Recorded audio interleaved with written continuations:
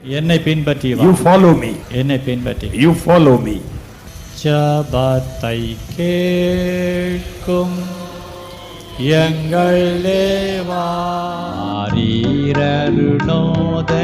போல் உதித்து வரும் இவர் யாரோ, முகம் சூரியன் போல் பிரகாசம், சத்தம் பெருவெள்ள இரைச்சல் போல. இயேசுவே ஆத்மநேசரே, சாரோனின் ரோஜாவும் லிலி புஷ்பமுமா, பதினாயிரங்கள் சிறந்தோ, பதினாயிரங்கள் சிறந்தோ.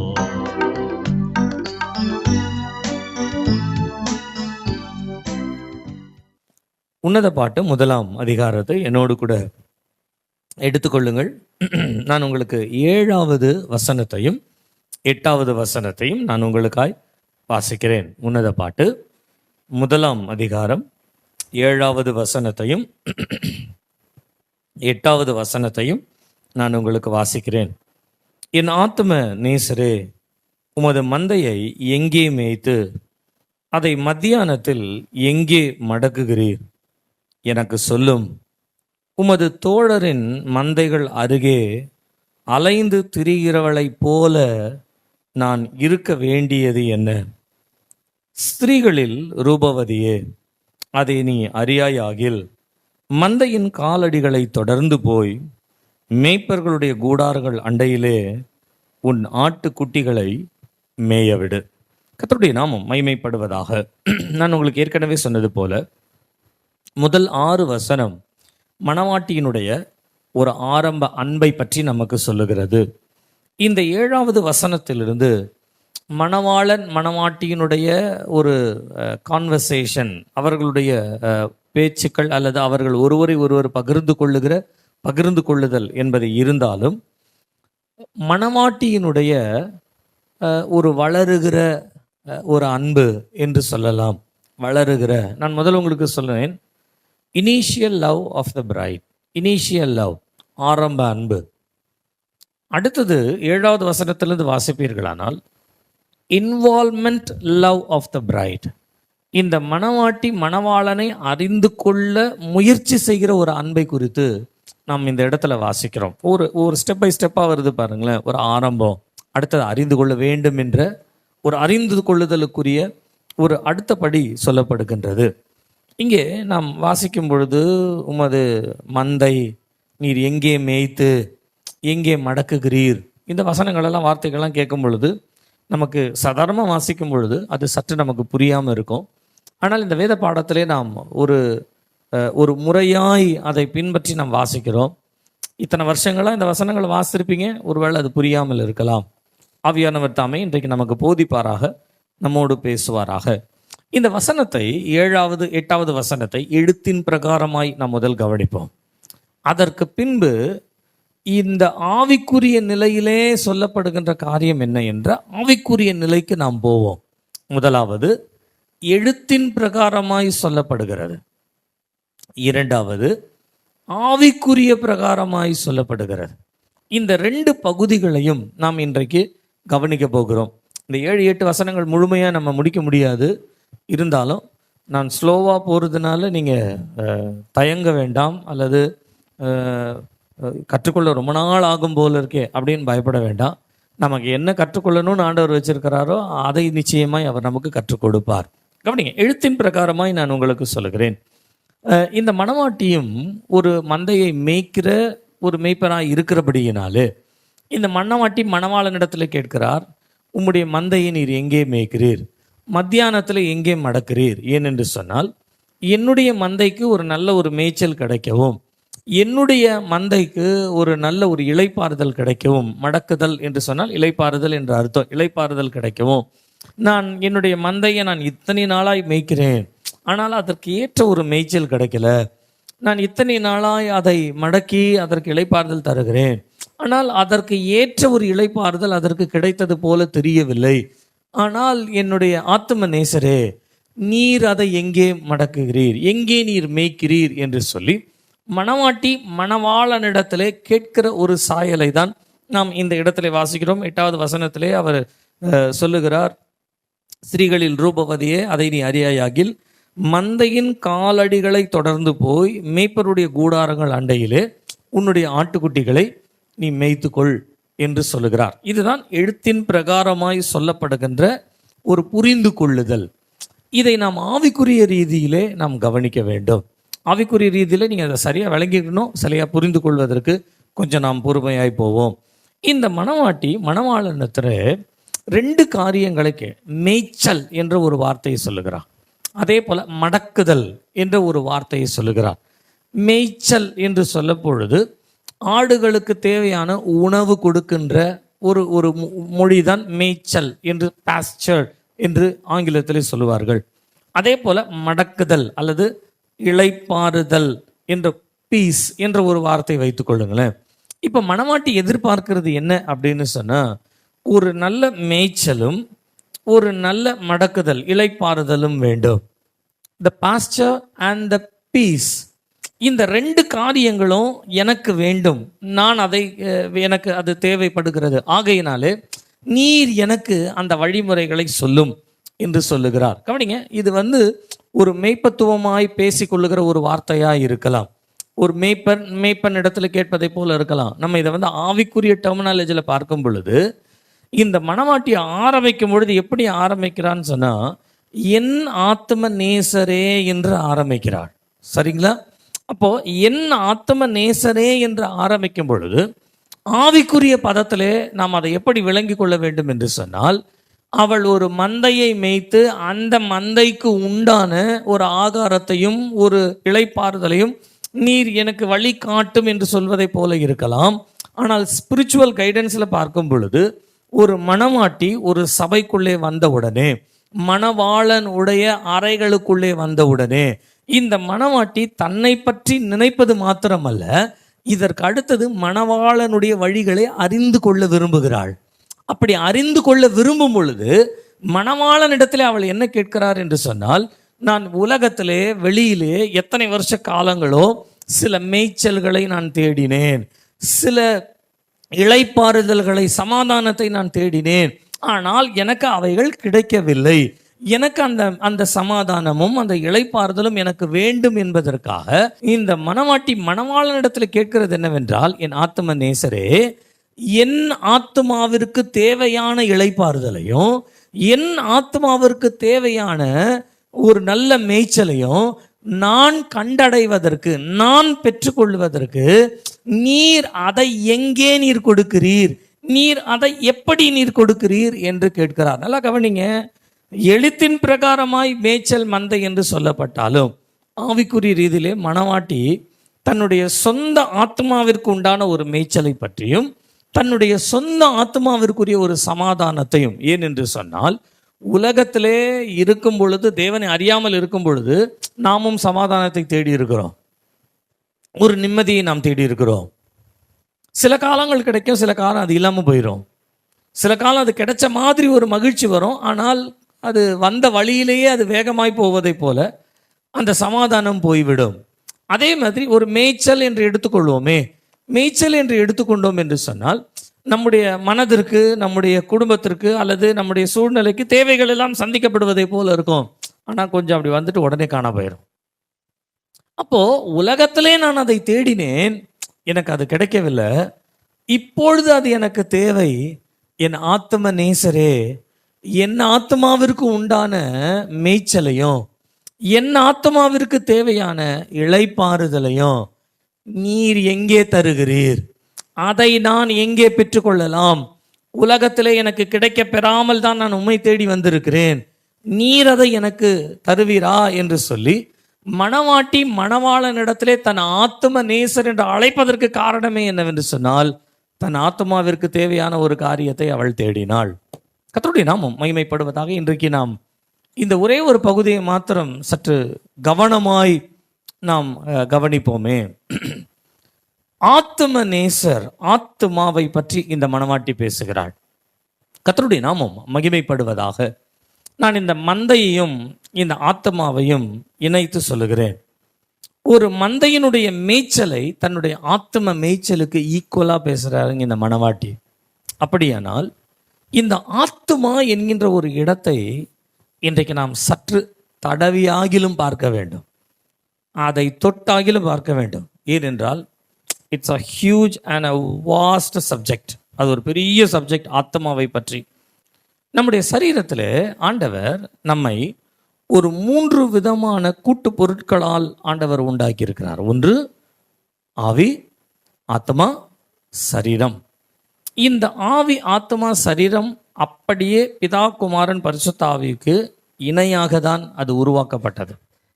நம்ம ஆவி அப்படின்னு சொன்னால் பரிசுத்த ஆவி எடுத்துக்கொள்ளலாம், ஆத்மா என்று சொன்னால் பிதாவாகிய தேவனை எடுத்துக்கொள்ளலாம், சரீரம் என்று சொன்னால் சரீரமாய் வந்த இயேசு கிறிஸ்துவை எடுத்துக்கொள்ளலாம்.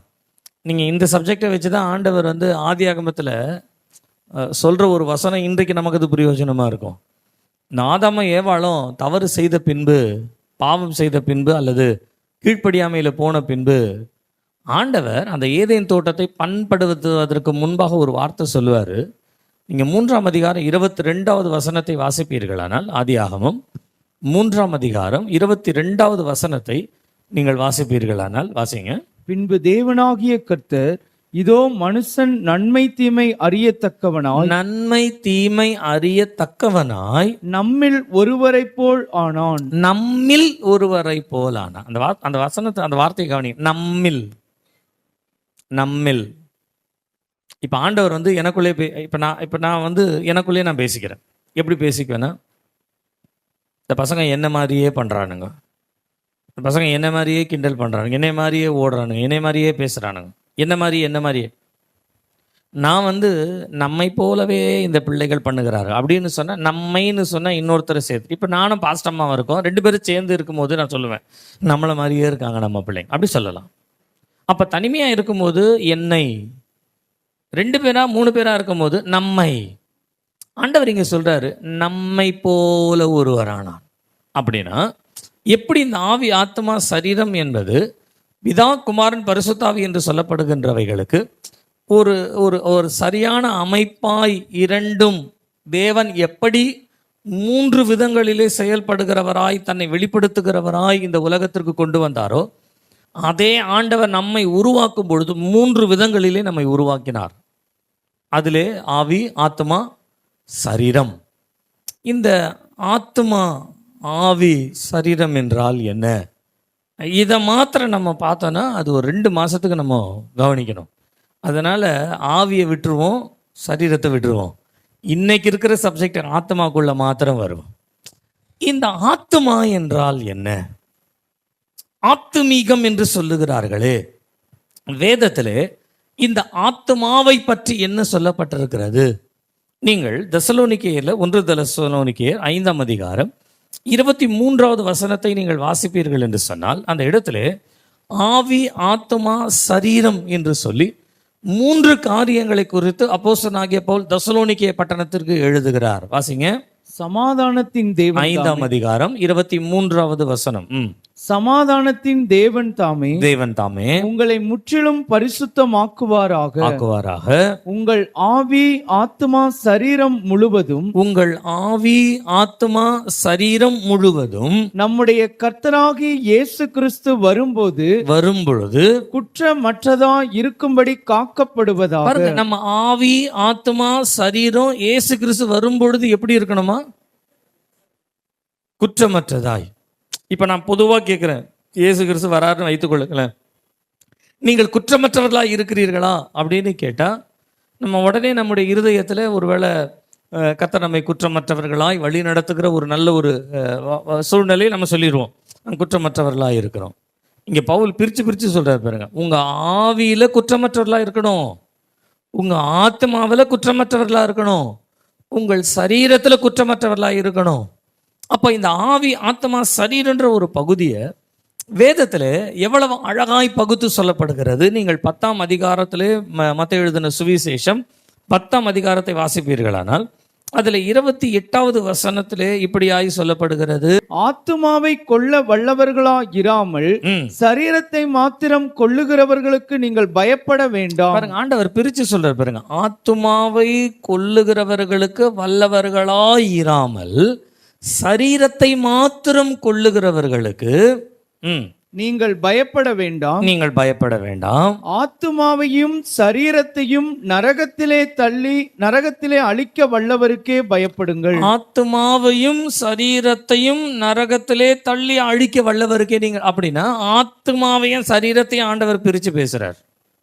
நீங்கள் யாக்கோபு 1ஆம் அதிகாரம் 21வது வசனத்தை நீங்கள் வாசிப்பீர்களானால், 21வது வசனத்தை நீங்கள் வாசிப்பீர்களானால் வாசிங்க. ஆகையால் நீங்கள் எல்லாவித அழுக்கையும் கொடிய துர்க்குணத்தையும் ஒழித்துவிட்டு உங்கள் உள்ளத்தில் நாட்டப்பட்டதாயும் உங்கள் ஆத்துமாக்களை ரட்சிக்க வல்லமையுள்ளதுமாய் இருக்கிற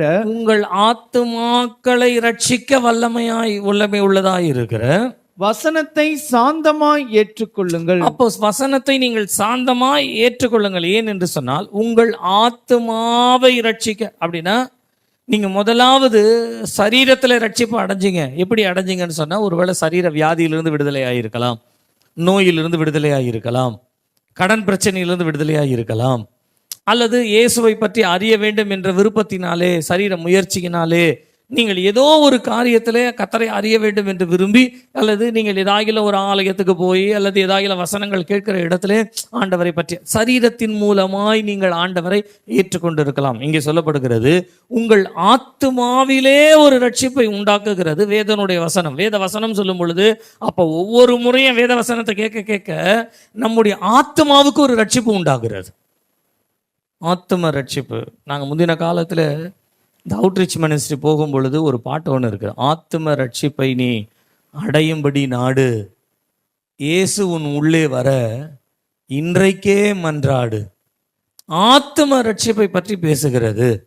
நீங்கள் 1 பேதுரு 1ஆம் அதிகாரம் 22வது வசனத்தை நீங்கள் வாசிப்பீர்களானால், 1 பேதுரு 1ஆம் அதிகாரம் 22வது வசனம் வாசிங்க.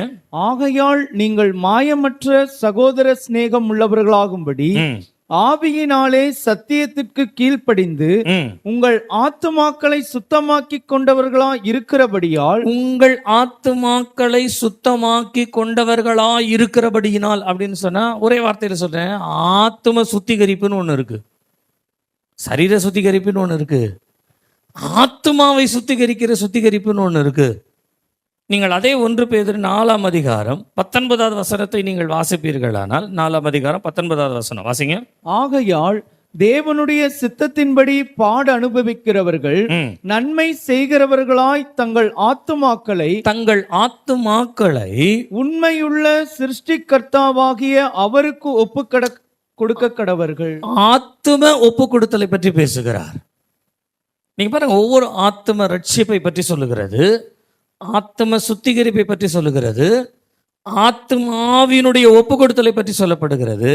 நீங்கள் 3 யோவானுடைய 1ஆம் அதிகாரம் 2வது வசனத்திலே வாசிப்பீர்களானால், பிரியமானவனே, உன் ஆத்மா வாழ்வதை போல நீ எல்லாவற்றிலும் வாழ்ந்து. அப்பனா நீங்க யோசிங்க, இப்ப நம்ம வாழ்ந்துட்டு இருக்கிறோம், எதுல வாழ்ந்துட்டு இருக்கோம் சொல்லுங்க? நான் சொல்லட்டுங்களா? சரீரத்துல வாழ்றோம். சபைக்கு வந்த உடனே அந்நிய பாஷை பேசுறதுனால ஆவியில வாழ்றோம். ஆனா நம்முடைய ஆத்மாவில் வாழ்றது என்பது இன்னும் ஆரம்பிக்கல. நல்லா கவனிங்க, நீங்க சரீரத்துல வாழ்றதுனால தான் அடிக்கடியாய் திரும்பமாய் நாம் விழுகிறோம். நீங்க ஆத்மாவில் வாழ ஆரம்பிச்சீங்கன்னா கீழே விட மாட்டீங்க.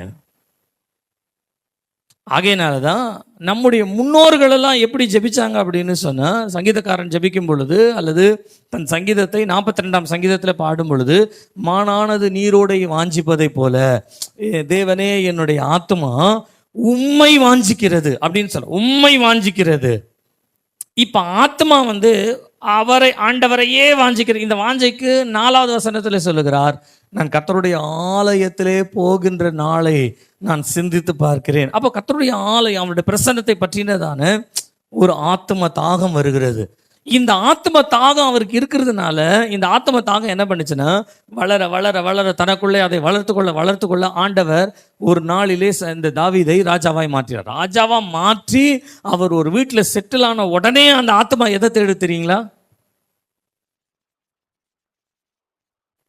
2 சாமுவேல் ஆரம்பிக்கும் பொழுது எப்படி ஆரம்பிக்க தெரியுங்களா?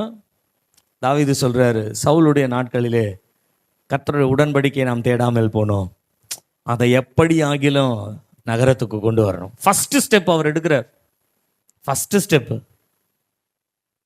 நம்மளாம் எடுத்துக்கொள்ளுங்க. பொதுவாக நான் சொல்றேன், மனுஷர்களாக இருக்கிறவங்களாம் கல்யாணம் பண்ணி பிள்ளைகளை பெற்றெடுத்த உடனே அடுத்த ஸ்டெப் என்ன யோசிப்பாங்க? பிள்ளைகளுக்காக எதையாயிலும் சேர்த்து வைப்போம். எனக்கு தெரிஞ்சு தாவீது சேர்த்து வச்ச மாதிரி எதையும் சொல்லலை. செய்திருக்கலாம், கொடுத்துருக்கலாம், நடந்திருக்கலாம். ஆனால் வேதத்தில் அதை முக்கியப்படுத்தவே இல்லை. தாவீதினுடைய ஆத்மா எதை தேடுதுன்னு சொன்னால் அவருடைய சமூகத்தை. முதல் பெட்டியை கொண்டு வரணும். இந்த பெட்டியை கொண்டு வந்து அந்த பெட்டியினுடைய சமூகத்தை அவர் அனுபவிக்க அந்த ஆத்மா வாஞ்சிக்க அடுத்தது யோசிக்கிறார், நம்ம நல்ல வீட்டில் இருக்கிறோம், ஆனால் இந்த பெட்டி இப்படி இருக்கு அப்படின்னா நம்ம என்ன பண்ணுவோம்? கர்த்தருக்காக ஒரு ஆலயத்தை கட்டுவோம். அந்த ஆலயத்தை கட்டுறதுக்காகவே பணத்தை சேர்த்தாரு. அந்த ஆலயத்தை கட்டுறதுக்காகவே பிளானை ஆண்டவர்கிட்ட இருந்து வாங்கினாராம். நீங்க யோசித்து பாருங்க, ஒரு ஆத்ம தாகம் எங்கேயோ இருக்கிறவர் கர்த்தருடைய ஆலயத்தை நாங்கள் தியானிக்கிறோம், சிந்திக்கிறோம், நினைக்கிறோம். அந்த ஆத்ம தாகம் எப்படி மாறுச்சுன்னா அப்படியே தேவனுக்கென்று ஒரு ஆலயத்தை கட்டும்படியாய் உலகத்திலேயே சரித்திரத்திலேயே ஆண்டவருக்கு ஆலயம் கட்ட வேண்டும் என்ற ஒரு பெரிய ஆலயத்தினுடைய மகத்துவம் எங்க ஆரம்பிக்குதுன்னா தாவீது சிந்தையில தான் ஆரம்பிக்குது. காரணம் என்னன்னா ஆத்மா. இவர் சரீரத்துல யோசிச்சிருந்தாருன்னு வச்சுக்கோங்களேன், அது சரீரம் சாகும் பொழுது அதோட முடிஞ்சிடும் அந்த கதை. நீங்கள் யோசித்து பாருங்க, இன்றைக்கு இருக்கிற ஊழியங்களில் நிறைய ஊழியங்கள் எல்லாம் ஆத்மீகமாய் வருகிறவைகள் எல்லாம் ஸ்டெபிலிட்டியாக போகும், அந்த சத்தியத்தில் ஸ்டெபிலிட்டியாக இருக்கும். ஆனால் சரீர பிரகாரமாக எழும்புகிறதெல்லாம் ஒரு சில காலகட்டங்களோடு அது நின்றுடும். அந்த ஊழியத்தினுடைய ஸ்டாண்டர்ட் உங்களுக்கு கிடைக்காது. என்னைக்கு அது சரீரத்தில் நிற்குதோ அன்னைக்கு ஸ்டாண்டர்ட் போயிடும். என்னைக்கு அது ஆத்மீகமாக போச்சோ அன்றைக்கு அதனுடைய ஃபோர்ஸ்மெண்ட். நீங்கள் சபை சரித்திரத்தெல்லாம் வாசித்து பாருங்களேன். ஒரு காலத்தில் இந்த சபையெல்லாம் எப்படி இருந்தது, ஒரு காலத்தில் இந்த சபையெல்லாம் இவ்வளோ பேர் இருந்தாங்க, இது எப்படி இருந்தது அப்படி இருந்ததுன்னு சொல்லி புகழும் பொழுது அது ஆத்மீகமாக இருந்த காலங்கள். இன்னைக்கு ஏன் அது மாறுச்சுன்னா அது சரீர பிரகாரமாக போயிருச்சுன்னு அர்த்தம். ஏன் அப்படின்னா சரீரத்துக்கு ஸ்டாண்டர்ட் கிடையாது, ஆத்மாவுக்கு தான் ஸ்டாண்டர்டு. ஆத்மாவில் ஒரு காரியத்தை ஸ்டெபிலிட்டேட் பண்ணிட்டீங்கன்னு சொன்னீங்கன்னா சரீரத்தில் அதை ஜெயிச்சிடலாம். நீங்கள் சரீரத்தில் ஒரு காரியத்தை வைராக்கியமாக ஸ்டெபிலிட்டேட் பண்ணணும்னு நினைக்கும் பொழுது சில காலங்கள் ஓடும், அதுக்கப்புறம் போயிடும், அது நிற்காது. ஏன் இன்றைக்கு நம்முடைய விசுவாச ஜீவியம் கர்த்தரை பின்பற்றுகிறது, கர்த்தரை தேடுகிற காரியங்கள் எல்லாம் நிறைய பின்மாற்றங்கள் வருகுதுன்னு சொன்னால் எல்லாம் சரீர பிரகாரமாய் ஓடுறது தான். சரீர பிரகாரமாக ஆத்மீகத்தில் ஓடுனீங்கன்னா என்ன நடந்தாலும் சரி நம்ம அடிச்சு தள்ளிட்டு நம்ம போய்கிட்டே இருப்போம். நான் உங்களுக்கு அதுக்கு உதாரணம் சொல்லுகிறேன், பின்பாக சொல்லுகிறேன். அப்போ நம்முடைய ஆவி ஆத்மா சரீரம் என்று சொல்லும் பொழுது எதுவா இருந்தாலும் நம்முடைய ஆத்மாவிலே முதலாவது அதை ஒரு டிசிஷன் பண்ணணும். ஆத்மாவிற்கு உங்களுக்கு நல்லா தெரியும், மார்க் எழுதின சுவிசேஷம் 10ஆம் அதிகாரத்தில் வாசிங்கன்னா அந்த 10ஆம் அதிகாரத்தில் ஒரு மனுஷன், யங் ரிச் ரூலர் என்று சொல்லப்படுகிற இளம் வயதுள்ள வாலிப ஒரு அதிகாரத்திலே உள்ள மிகுந்த செல்வாக்கு உடைய அல்லது ஐஸ்வர்யம் உடைய ஒரு மனுஷன், அவன் மிகுந்த ஐஸ்வர்யவானா இருந்து அப்படின்னு சொல்லப்படுகிறது. நீ இந்த மனுஷனுடைய வாழ்க்கையை வாசிங்கன்னா 3 காரியங்களையும் ஆண்டவர் அழகா நமக்கு அதில் சொல்லிக் கொடுக்குறார். எப்படின்னா, நீங்க மார்க் எழுதின சுவிசேஷம் 10ஆம் அதிகாரம் 17வது வசனத்தை நீங்கள் வாசிப்பீர்களானால் வாசிங்க. பின்பு அவர் புறப்பட்டு வழியிலே போகையில் ஒருவன் ஓடி வந்து அவருக்கு முன்பாக முழங்கால் படியிட்டுனா அது சரீரத்தை குறிக்கிறது. சரீரம் கர்த்தருக்கு அர்ப்பணிக்குது. அடுத்தது, நல்ல போதகரே நித்திய ஜீவனை சுதந்திரித்துக் கொள்ளும்படி நான் என்ன செய்ய வேண்டும்? அவனுக்குள்ளே ஒரு ஆவியின் உற்சாகம் இருக்குது. என்ன அப்படின்னு சொன்னா நித்திய ஜீவனை பெற்றுக்கொள்ள வேண்டும். இந்த ஆவி நித்திய ஜீவனுக்குரிய ஆவியாய் மாற வேண்டும். அப்போ நித்திய ஜீவனுக்குரிய ஆவியின் உற்சாகம் இருக்கிறது, சரீரத்தினுடைய செயல்பாடுகளும் இருக்குது. சரீரமும் ஆண்டவருக்கு பணியுது, ஆவியும் ஆண்டவரை நோக்கி பார்க்குது. ஆனால் நீங்கள் அதற்கு பின்பாக வாசிக்கும் பொழுது ஆண்டவர் நல்லா, நம்ம ஆண்டவராக இயேசு கிறிஸ்து ரொம்ப அழகாக அதை வந்து கண்டுபிடிக்கிறார். என்னென்ன, சரீர பிரகாரமாக நீ கரெக்டாக இருக்கிறப்பா, ஆவியில் கரெக்டாக இருக்கிற, ஆனால் உன் ஆத்மாவில் ஏதோ ஒரு மிஸ்டேக் இருக்குதுன்றதுக்காக ஆண்டவர் கரெக்டாக ஒரு வார்த்தை சொல்ல. நீங்கள் மத்தேயுல வாசிக்கும் பொழுது ரொம்ப அழகாக சொல்லப்படுகிறது. மத்தேயு எழுதின சுவிசேஷ 19ஆம் அதிகாரம் நீங்கள் 21வது வசனத்தை நீங்கள் வாசிப்பீர்களானால் 21வது வசனத்திலே ஆத்மாவிற்கு உண்டான ஒரு வழியை சொல்றார். ஏன்னா சரீரம் கரெக்டாக இருக்கு, ஆவி கரெக்டாக இருக்குது. ஆத்மா கரெக்டாக இல்லாமல் இந்த சரீரமும் ஆவியும் செயல்பட முடியாது. அப்ப அதை தான் முதல்ல இயேசு கிறிஸ்து சரி பண்ண நினைச்சார். அதை சரி பண்றதுக்கு ஆண்டவர் சொன்னார். வாசிங்க. அதற்கு இயேசு, நீ பூரண சற்குணனா இருக்க விரும்பினால், நீ பூரண சற்குணனா இருக்க விரும்பினால் என்று சொன்னால், இந்த பூரண சற்குணம் அப்படின்ற ஒரு வார்த்தை எங்கே அப்ளிகபிள் ஆகுதுன்னு சொன்னா, மத்தேயு 5ஆம் அதிகாரம் 48வது வசனத்திலே, பிதா பூரண சற்குணனாய் இருப்பதை போல நீங்களும் பூரண சற்குணராய் இருங்க. அப்படின்னா பிதாவினுடைய அந்த சற்குணத்தை, அந்த ஆத்துமீகத்திற்குரிய குணத்தை முதலாவது கொண்டு வந்தாதான் இது ரெண்டுமே உங்களுக்கு வேல்யூ கிடைக்கும்ன்றதுனால ஆண்டவர் ஆத்மாவிற்குரிய காரியத்தை சொன்னார். ஆனால் நீங்கள் அதை வாசித்து பாருங்களேன், அந்த ஆத்மாவை அவன் சரி பண்ணாததுனால இயேசு கிறிஸ்துவின் இடத்துக்கு புறப்பட்டு போகும்போது துக்கத்தோடு போனானா. ஏன் அப்படின்னா, ஆத்மா ஆண்டவரை போல மாறணும்னு நினைக்கல, ஆவி உற்சாகம் உள்ளது. நான் கிறிஸ்துவை போல அல்லது பிதாவை போல மாற வேண்டும், அவர் எப்படி இருக்கிறாரோ அதே போல நான் வந்து நீடித்த நாளாய் வாழுகிற ஒரு நித்திய ஜீவன் எனக்கு, நீடித்த நாளாக வாழு, உனக்கு நித்திய ஜீவனை கொடுப்பார். ஆனால் அவரை மாறி மாறாமல் அந்த நித்திய ஜீவனை பெற முடியாது. அப்போ நீ முதல்ல அவரை மாறி மாறு, உன் ஆத்மாவை அவரை போல மாற்று.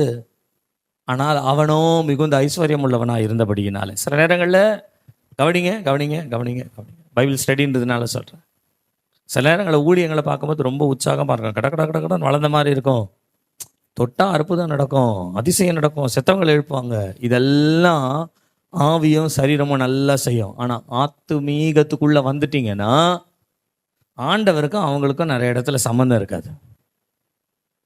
நிறைய இடங்களிலே ஊழியங்களிலே ஒரு ஏமாற்றங்கள், விசுவாசிகளுடைய வாழ்க்கையில் ஏமாற்றம் அப்படின்னு சொல்லும் பொழுது நம்முடைய ஆத்மாவை ரெக்கவர் பண்ணணும். இதை தான் மனவாட்டி கரெக்டாக புரிஞ்சுக்கிட்டா சரீரத்தை ஈஸியாக ரெக்கவர் பண்ணலாம். எப்படி தெரியுங்களா? ஆத்மா சரியாக இருந்தால் சரீரம் சரியாயிரும், ஆத்மா சரியாக இருந்தால் ஆவி சரியாயிரும். ஆவியை வச்சுக்கிட்டு நீங்கள் ஆத்மாவையும் சரீரத்தையும் எதுவுமே பண்ண முடியாது.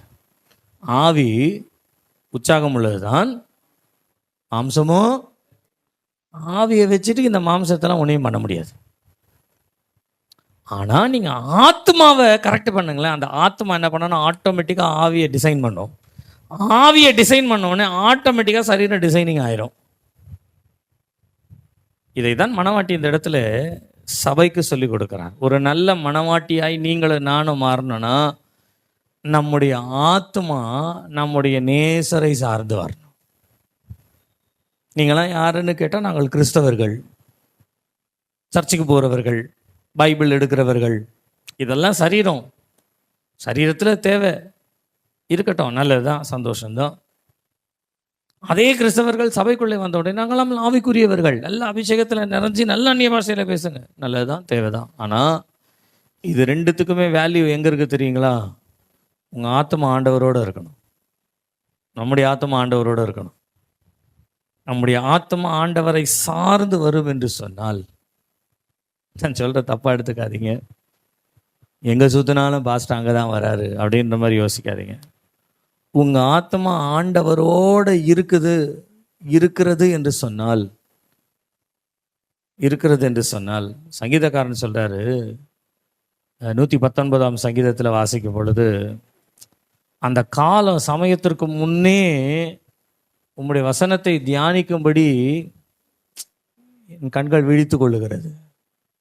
அதுதான் ஆத்மா. ஜாமத்துக்கு முன்னே நான் விழிச்சுக்கிறேன். ஏன் தெரியுங்களா? கர்த்தரை தேடுறதுக்கு. அதுதான் ஆத்மா. ஜாமம் வந்தாலும் எழும்ப முடியாது. ஏன் சொல்லுங்க? ஆத்மா சரியில்லை, சரீரம் நல்லா இருக்கு. நீங்கள் விடுங்க, நல்லா குதிச்சு அபிஷேகத்தில் நிறைஞ்சு அந்நிய பாஷையில் துதிச்சு அதெல்லாம் கரெக்டாக தான் இருக்குது. ஆனால் இது சரியாக நிலைச்சு நிற்கணும்னு சொன்னால் ஆத்மா சரியாக இருக்கணும். நான் பழைய ஏற்பாட்டு காலத்திலிருந்தே ஒரு சம்பவத்தை நான் உங்களுக்கு சொல்லுகிறேன். நீங்கள் தானியேல் புத்தகத்தை நீங்கள் வாசிப்பீர்களானால், இந்த தானியேல் 3ஆம் அதிகாரத்திலே ஷாத்ராக், மேஷாக், ஆபேத்நேகு என்று சொல்லப்படுகின்ற 3 வாலிபர்களை பற்றி சொல்லப்படுகிறது. ராஜா ஒரு பெரிய சிலையை நிறுவி அந்த சிலையை எல்லாரும் வணங்க வேண்டும் என்று சொல்லுகிறார்கள். ஆனால் இந்த ஷாத்ராக், மேஷாக், ஆபேத்நேகு அதை பற்றி அவர்கள் கவலைப்படவே இல்லை. அதை பற்றி அவர்கள் கண்டுகொள்ளவே இல்லை. இது ராஜாவுக்கு தெரிகிறது. ராஜா அவர்களை அழைத்து வர சொல்லுகிறார். ஷாத்ராக், மேஷாக், ஆபேத்நேகு என்பவர்களே, உங்களுக்கு நான் இன்னொரு சந்தர்ப்பத்தை கொடுக்கிறேன். இப்பொழுது சகல மேல வாத்தியங்கள் எல்லாம் வாசிக்கப்படும். அப்பொழுது நீங்கள் இந்த சிலைகளுக்கு முன்பாய் பணிந்து கொள்ள வேண்டும் அப்படின்னு ரொம்ப வைராக்கியமாக பேசுகிறாரு. ஆனால் இந்த ஷாத்ராக், மேஷாக், ஆபேத்நேகு என்ன பதில் சொல்கிறாங்க தெரியுங்களா? நீங்கள் 16வது 17வது வசனம் 3ஆம் அதிகாரத்தில் தானியேல் புத்தகத்தில் வாசித்தீங்கன்னா, ஷாத்ராக், மேஷாக், ஆபேத்நேகு ஆரம்பிக்கும் பொழுதே பயங்கரமாக இருக்குது. ராஜாவே, இந்த காரியத்தில் உமக்கு உத்தரவு சொல்ல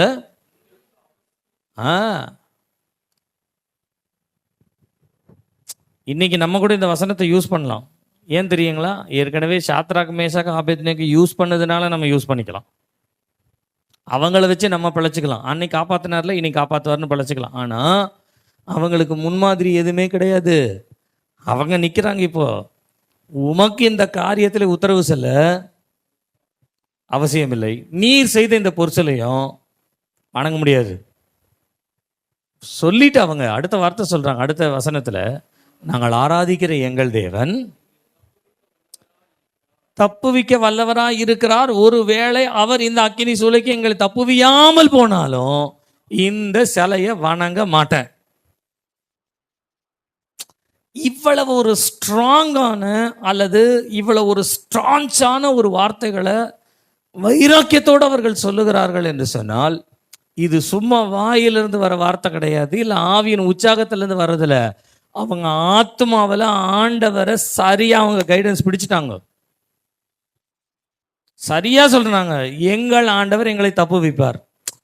ஒருவேளை தப்புவிக்காம போனாலும் பரவாயில்ல, சரி. ஏன் அப்படின்னா அவர் தான் ஆண்டவர்ன்றதை நாங்கள் நல்லா புரிஞ்சிட்டோம்.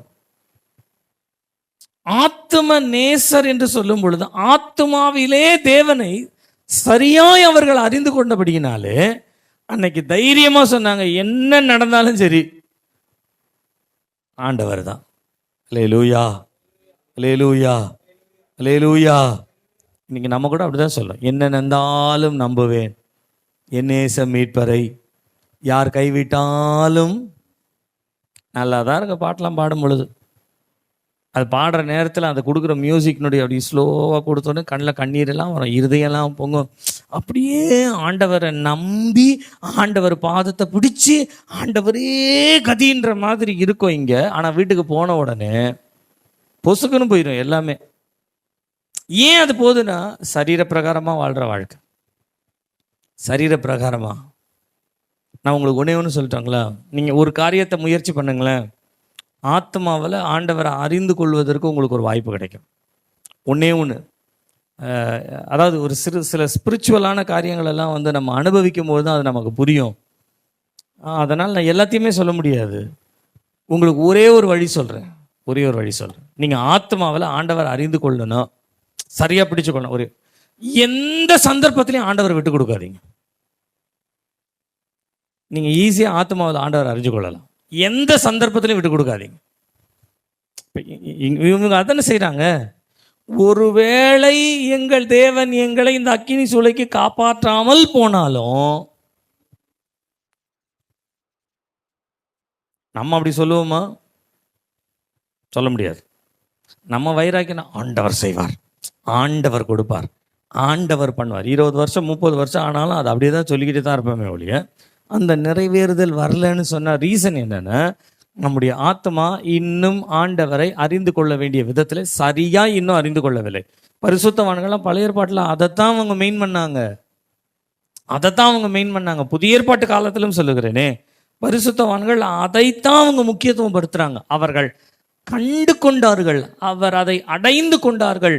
அதை தங்கள் ஆத்துமாவிலே மற்றவர்களிடத்துல அதை எக்ஸ்பிளைன் பண்ண முடியாது. ஏதோ ஒரு விதண்டாவாதமாய் சொல்லுகிற அல்லது ஏதோ ஒரு அதிக பிரசங்கித்தனமாய் இருக்கிற ஒரு விசுவாசத்தை போல உறுதியா இருக்கிறார்கள், உறுதியா பண்றாங்க, பைத்தக்காரத்தனமா இருக்குது அப்படின்னு சொல்ற மாதிரி இருக்கும். ஆனால் தங்கள் ஆத்துமாவிலே ஏதோ ஒன்றை அவர் அறிந்திருப்பார், ஏதோ ஒன்றை. நான் உங்களுக்கு ஒரு சின்ன உதாரணம் சொல்கிறேன். ரொம்ப நாளுக்கு முன்பாக நான் சபையில் சொல்லியிருந்தேன், எனக்கு அது ஞாபகம் வந்ததுனால சொல்கிறேன். ஒரு முறை ஒரு சபையை சார்ந்த ஊழியர்கள் இந்த கன்வென்ஷன் கூட்டத்துக்காக அவர்கள் புறப்பட்டு போனார்களாம். அப்படி போகும் பொழுது கப்பலில் பிரயாணம் பண்ணி போக வேண்டிய சூழ்நிலை, கப்பல் பிரயாணத்திற்கு. அப்போ அந்த ஒரு ஒரு அதாவது சீனியர் பாஸ்டர்னு சொல்லுவாங்க, அவங்களோட கூட ஒரு உதவி போதகர் 2 பேராக போவாங்க. அப்படி 2 பேராக போயிட்டு இருக்கும் பொழுது இந்த மத்தியான நேரம் வந்துச்சான். அப்போது சீனியர் பாஸ்டர் கேட்டாராம், என்ன இன்னைக்கு நமக்கு சாப்பாடு கொடுத்து அனுப்புனாங்க அப்படின்னு கேட்ட உடனே அப்போது அந்த அடுத்த யங் பாஸ்டர் சொன்னாராம், புளி சாதம் கொடுத்துருக்காங்க, புளியோதரை கொடுத்துருக்குறாங்க. புளியோதரைக்கு என்ன வச்சுருக்குறாங்க அப்படின்னா ஒன்றும் இல்லை, ஊறுகாய் தான் வச்சுருக்குறாங்க. அப்போ அந்த தலைமையாக இருக்கிற அந்த சீனியர் பாஸ்டர் சொன்னாராம், முட்டை சாப்பிடணும் போல இருக்கு, எனக்கு முட்டை கிடைக்குமான்னாராம்.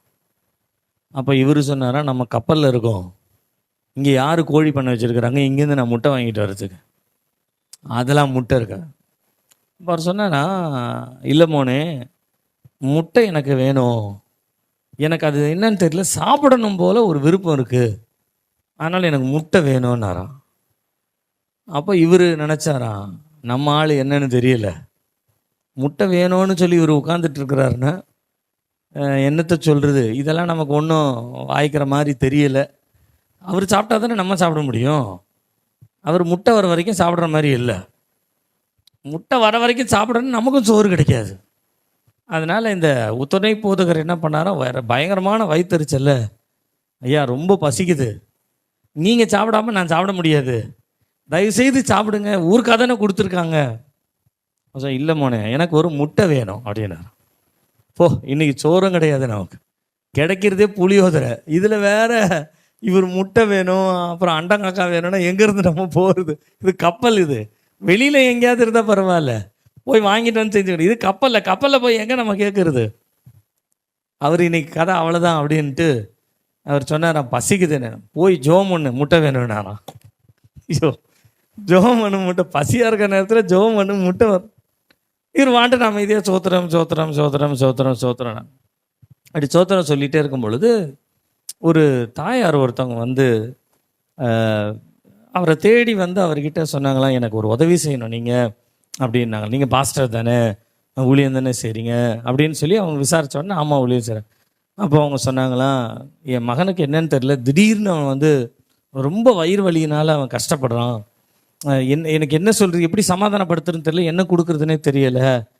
ஆனால் நான் சர்ச்சுக்கு ஒரு தடவை போயிருக்கேன், அங்கே இயேசு கிறிஸ்து சுகம் தருவார்னு சொல்லியிருக்காங்க.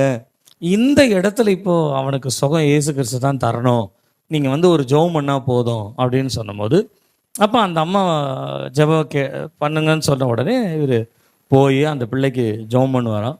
ஜெபம் பண்ணி கொஞ்சம் நேரத்துக்கெல்லாம் நம்ம செய்வோம் இல்லைங்களா, கொஞ்சம் தண்ணி எடுத்து ஜெபம் பண்ணி இதை குடிங்கன்னு சொல்லுவோம். அந்த மாதிரி எதாகிலும் அவங்களுடைய மனசை கொஞ்சம் ஆண்டவர் பக்கம் திருப்புறத்துக்கு கைட் பண்ணுவோம். அப்படி கைட் பண்ணும் பொழுது கொஞ்சம் நேரத்தில் அந்த தம்பிக்கு நல்லா சரியாயிடுச்சு. நல்லா சரியாயிட்ட உடனே இந்த உதவி போதகர் நினச்சாராம், ஏதாவது நன்மை நடக்கும் போல இருக்குது எங்கேயாவது. அந்த அம்மா சோத்திரம் ரொம்ப நன்றியா, ரொம்ப நன்றி அப்படின்னு அவங்க காலை தொட்டு கையை பிடிச்சி நன்றி சொல்லி அனுப்பி விட்டாங்களாம். என்னடா அது, சும்மாவே அனுப்பி விட்டாங்க. ஏதாவது பண்ணுவாங்கன்னு பார்த்தா ஒன்றையும் பண்ணலை. ஒரு அரை மணி நேரம் கழித்து அந்த அம்மா திரும்பி வந்தாங்களாம். வந்து சொன்னாங்களாம், நீங்கள் என் பையனுக்கு ஒரு நன்மை செய்திருக்கீங்க, உங்களுக்கு ஏதாகிலும் கொடுக்கணும்னு நான் நினச்சேன், ஆனால் எதுவுமே இல்லை என்கிட்ட. பொதுவாக காணிக்கை கொடுப்பாங்க, ஒருவேளை இந்த காணிக்கை ஏதாகிலும் கொடுக்கணும்னு சொல்லும்போது என்கிட்ட எந்த பணமும் இல்லை இப்போது உங்களுக்கு கொடுக்கறதுக்கு, ஆனால் 3 முட்டை தான் இருக்குது, அவிச்ச முட்டை இருக்குது, வாங்கிக்கிறீங்களா அப்படின்னு கேட்டாங்களாம். இந்த உதவி போதகருக்கு அடித்து பாருங்க ஒரு ஆளை, அப்படியே விசுவாசம் பொங்கி எழுந்து அல்லேலூயா சந்தோஷமா அவர் அதை வாங்கிக்கிட்டார். வாங்கிட்டு சொன்னாரா, இதில் 3 முட்டை இருக்குது. விசுவாசிச்ச எனக்கு 2 முட்டை, விசுவாசிக்காத உனக்கு போன போட்டும் ஒரே ஒரு முட்டை இருந்தா. நீங்கள் யோசிச்சு பாருங்களேன், அவங்க முட்டை தான் இருக்குதுன்னு சொன்ன உடனே உதவி போகிறவங்க ஒரு உற்சாகம், ஒரு மகிழ்ச்சி வந்தது. ஏன் தெரியுங்களா? அது சரீரத்தோடு இருக்கிறது அப்படிதான் இருக்கும். அதை அசால்ட்டாக வாங்கினார் தெரியுங்களா? அவர் ஆத்மீகத்தில் ஆண்டவரை நம்பினார், அதனால் அது வந்து சேரும்னு அவருக்கு தெரியும். அப்போ நம்முடைய ஆத்மாவில் நாம் கர்த்தரை தேடுகிறோம் என்று சொன்னால், நல்லா கவனிங்க, ஆவியினுடைய உற்சாகத்தினாலோ அல்லது சரீரத்தினுடைய உற்சாகத்தினாலோ ஆண்டவரை தேடுகிற காரியங்களிலே சொல்லுகிறேன். இந்த சரீரத்தை ஆவியம் கொஞ்சம் அடக்கி தேவ சமூகத்தில் நிற்க வச்சு ஆத்மாவிலே கர்த்தரை தேடணும். எப்படி தேடுறது? எப்படி ஆண்டவரை தேடுவீங்க? நான் சொன்னது மனதில் வைத்துக் கொள்ளுங்க. அவரை எந்த இடத்துலையும் விட்டு கொடுக்காதீங்க, எந்த இடத்துலையும் விட்டு கொடுக்காதீங்க. இது நீங்கள் செய்ய வேண்டிய, சரீரத்தில் செய்ய வேண்டிய கிரியை. ஆவியில் செய்ய வேண்டிய ஒரு கிரியை இருக்குது. ஆவியில் என்ன கிரியை செய்யணும்னு தெரியுங்களா? இந்த ஆவி ரொம்ப குதிக்குது பாருங்க, ரொம்ப ஆண்டவருக்குள்ளே எழும்புது பாருங்க, அதை கொஞ்சம் நிறுத்திட்டு முழங்கால் போட்டு சோத்திரம் சோத்திரம் சோத்திரம் சோத்திரம் அதை மாத்திரம் சொல்லுங்க போதும். முழங்கால் படிக்கிட்டு நீங்கள் ஆவியிலே நிரம்பக்கூடாது. அதனால ஆவியில் நிரம்பவே கூடாதுன்னு நான் சொல்லலை. சபைக்கு வரும் பொழுது, வீட்டில் ஆராதிக்கும் பொழுது நீங்கள் ஆவியினுடைய அபிஷேகத்தில் நிரம்பணும், அந்நிய பாஷை பேசணும், அந்நிய பாஷையில் வளரணும், பலதரப்பட்ட பாஷைகளை நீங்கள் பேசணும். அது நம்முடைய சரீரத்துடைய பக்தி விருத்தின்னு சொல்லப்பட்டிருக்கு. கண்டிப்பாக அதை செய்யணும். ஆனால் ஆத்மாவில் பலப்படுறதுக்கு நீங்கள் ஒன்று செய்யணும். என்னென்னா, உங்கள் ஆவியை தேவனோடு இணைக்கிறதுக்கு அமைதியாக தேவ சமூகத்தில் முழங்கால் படிக்கிட்டு எந்த டிஸ்டர்பும் இல்லாமல் வெறும் ஸ்தோத்திரம் சொல்லுங்கள். ஆண்டவர் உங்களை என்னைக்காக சந்திச்சிருப்பார் இல்லைங்களா? ரட்சிக்கப்படும் பொழுதோ இல்லை மற்ற நேரத்துலையோ நீங்கள் கைவிடப்பட்ட நிலைமையில் இருக்கும்போது நம்முடைய ஆவியில் நமக்கு அது தெரியும். ஆண்டவர் சந்திச்ச அந்த டைம் தெரியும் நமக்கு. அதை மாத்திரம் சிந்தையில் வச்சு வெறும் ஸ்தோத்திரம் மாத்திரம் சொல்லணும். நீங்கள் தேவனோட உங்கள் ஆத்மாவை ஈஸியாக கனெக்ட் பண்ணலாம். இங்கேருந்து நீங்கள் ஆண்டவரோட ஒரு தொடர்புக்குள்ளே கரெக்டாக வரணும்னு சொன்னால், கவனிங்க, ஆண்டவர் எதையுமே வச்சு உங்களை திரும்பி பார்க்க மாட்டார். அவர் திரும்பி பார்க்கணும்னு நினைச்சாதான் திரும்புவார். அதை நல்லா புரிஞ்சுக்கோங்க. நம்ம எதையாகிலும் சொல்லி ஆண்டவரை துதிச்சோம், இதை பண்ணோம் அதை பண்ணோம் அப்படின்னு சொன்னால் ஆண்டவர் இறங்கிடுவார். இஸ்ரவேலின் துதிக்குள் ஆகையினாலே நாம் துதிப்போம் அப்படின்னா நீங்கள் என்ன துதிக்கிறீங்கன்றது அவருக்கு தெரியும். நீங்கள் எப்படி துதிக்கிறீங்கன்றது தெரியும். நீங்கள் இந்த துதிகளின் மத்தியில் வாசம் செய்ய இதெல்லாம் உண்மை. ஆனால் ஒரு பர்சனல் நியர், ஒரு பர்சனல் அட்டென்ஷன், பர்சனல் இன்வால்மெண்ட், ஆண்டவரை பற்றி பர்சனலாக நீங்கள் தெரிஞ்சுக்கொள்ளுற ஒரு இன்வால்மெண்ட் உங்களுக்கு கிடைக்குது அப்படின்னு சொன்னால், கிடைக்கணும்னு சொன்னால் நீங்கள் ஆண்டவரோட செப்பரேட்டாக உட்காந்து அவரையே நினைக்கணும். அல்லேலூயா. என்னை பின்பற்றி வா. You follow me. என்னை பின்பற்றி You follow me. ஜபத்தை கேட்கும் எங்கள் தேவா.